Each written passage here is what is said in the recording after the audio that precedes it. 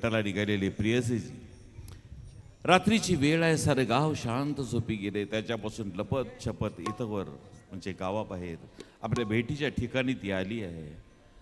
पण चांदण्यामुळे पडलेल्या या झाडांच्या सावल्या त्यांना हे गोपीत कळतच आहे. या सगळ्याला जबाबदार तूच आहेस. तूच धरलास माझा हात, तूच धरलास, तूच पहिल्यांदा मला खुणावलंस आणि तूच मला वेडावलंस. आता तूच आवर, तूच सावर ही धुंदावलेली चांदरात. मला आता तुझ्याशिवाय काही सुचेनासे झालंय. आणि वेळ तरी बघ ना, पौर्णिमेची रात्र आहे, हा धुंदावलेला वारा आहे, असं टिपूर चांदणे, हे सगळं तुलाच सामील आहेत. मला वेडीला तर संपूर्ण आसमंत धुंद आणि प्रणयी वाटायला लागलाय.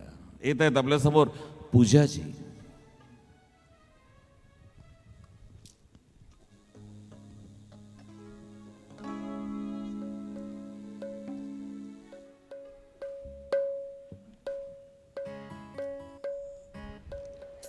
हॅलो.